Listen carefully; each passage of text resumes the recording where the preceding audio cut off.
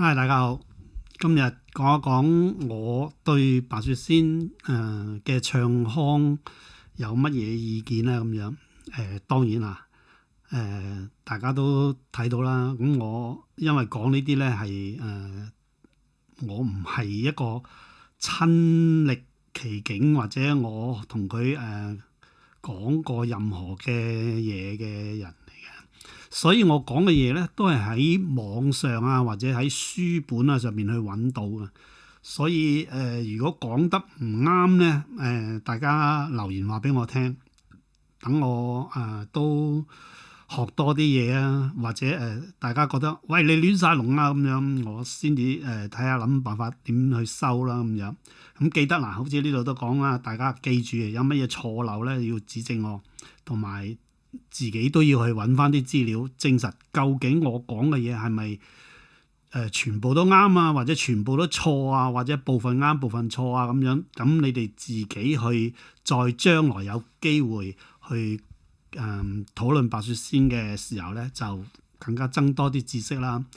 咁唔係講有啲乜嘢特別嘢嘅咁樣白雪仙咁其實點解我要講白雪仙咧？因為喺我自己嘅唱曲嘅一啲經驗嚟講咧，白雪仙喺我感覺到佢係唱得好嘅咁樣。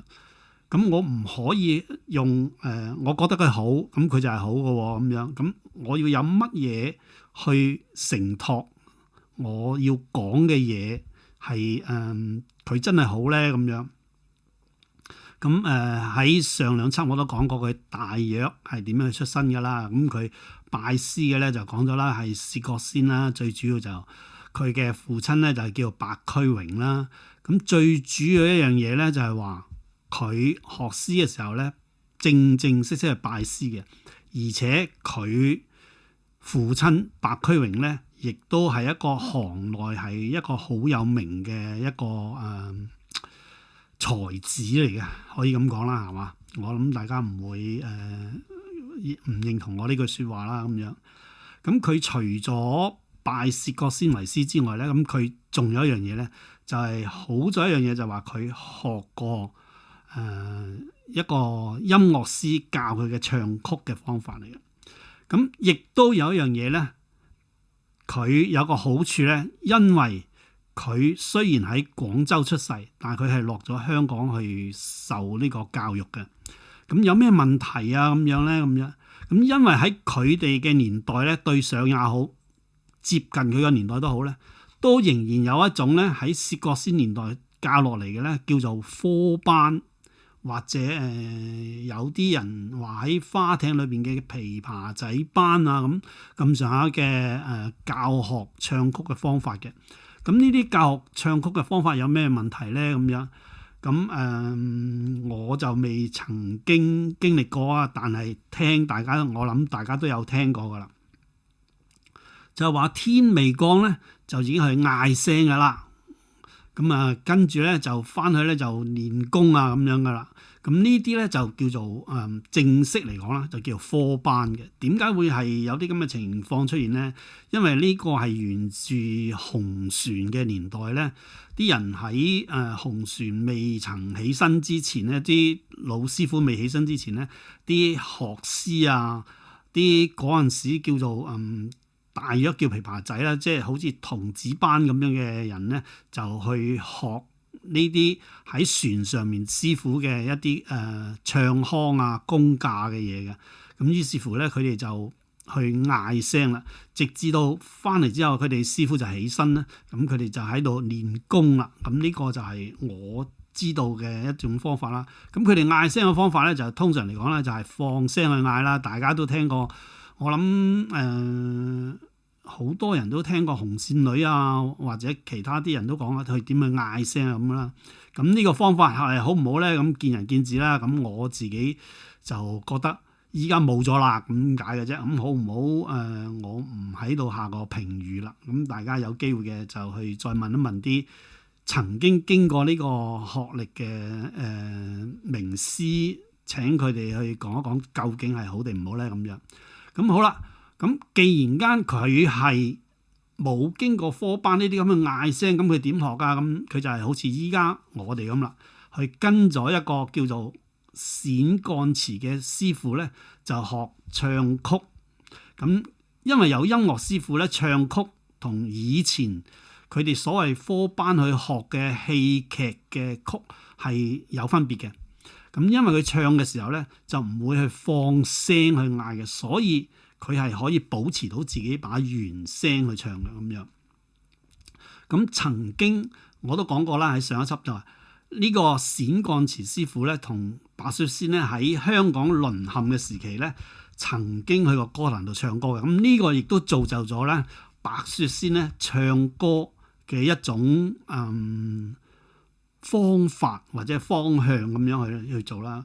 咁佢加入咗劇團之後咧，就去到錦天花劇團嘅時候咧，曾經做過正印啦。但係我都講過啦，喺上一輯。咁佢覺得自己做咗1年之後，褪翻落嚟咧，就感覺到自己不足，所以咧佢就將自己降翻落去做二幫花旦。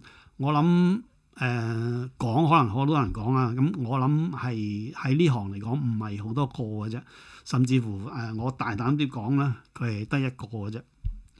咁所以其實佢雖然好似我上次咁知恥近乎勇啦，咁佢曾經都講過一樣嘢咧，白雪仙曾經講過一樣嘢咧，就係話人應該有自知之明嘅。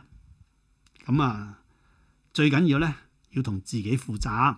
咁可能我自己嘅推測咧就係話，因為如果你演出唔好咧，或者你個名氣唔夠咧，未必一定係對關於你嘅演出唔得㗎。你個名氣唔夠咧，就會影響到個票房。咁如果係咁，我不如退翻落嚟啦。因為佢嗰陣時都係10幾歲啫嘛。咁於是乎咧，退咗落嚟之後咧，就轉咗過去澳門咧日月星劇團嗰度。就做二幫嗰個時間咧，佢就接觸到任劍輝啦。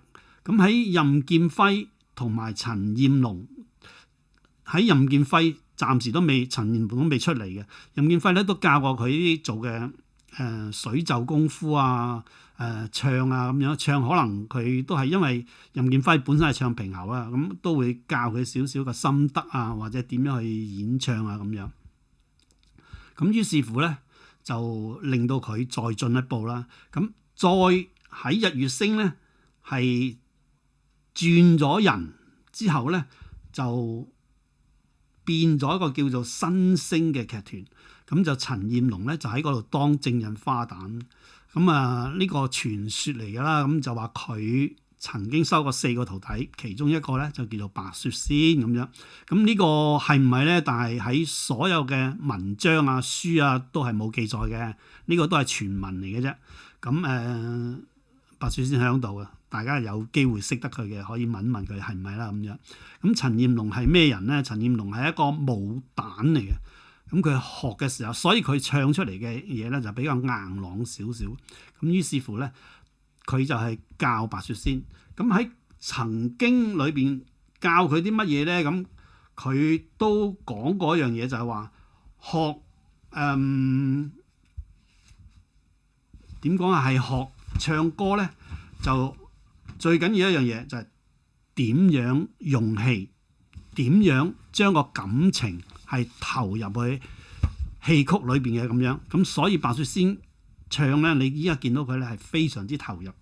所以白雪仙係一個非常之有心去學嘢，同埋去演出點樣做好自己嘅。咁佢既然間係學到呢樣嘢啦，咁一路至到佢40歲嘅時候咧，佢將佢自己唱腔咧就定性為白派嘅唱腔啦。咁佢最主要嘅唱腔，我自己嘅感覺咧就話佢係正線腔係非常之好嘅。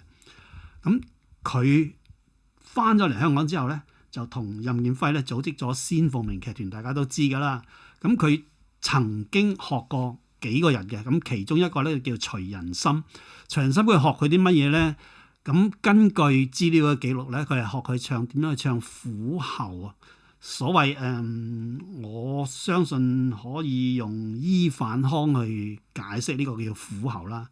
咁亦都因為咁樣咧，佢一路一路將自己嘅提升咗去，咁去到比較先鳳鳴後期少少嘅咧，我自己感覺咧，佢去到最後嘅一套戲叫做再世紅梅記咧，佢就模仿到上海妹點樣唱反線，令到佢嘅線咧從硬框框嘅正線走翻落嚟柔軟啲咁多嘅反線偏反線嘅腔去唱，變咗佢唱出嚟嘅嘢咧係完全同以前咧分別係好大啦。咁呢個時候咧，喺我嘅感覺，佢已經真係達到佢自己嘅頂峰嘅一個境界啊！咁呢個唔知大家認唔認同啦。咁我要講嘅嘢咧，就大約都係咁上下啦。同埋佢係一個比較硬朗、好執着嘅人嘅。佢嘅口白咧，其實好大部分嘅程度咧，都係根據佢老豆白駒榮嘅一種處理方法，所以佢嘅成功咧唔係僥倖嘅，係佢自己真係好努力去學翻嚟嘅。咁希望我哋自己唱曲咧都要學白雪仙咁嘅心態去模仿，點去思考唱好啲。做唔做到白雪仙就靠你自己嘅啫。咁點樣都係，如果你做得唔好，點樣都係唔好噶啦。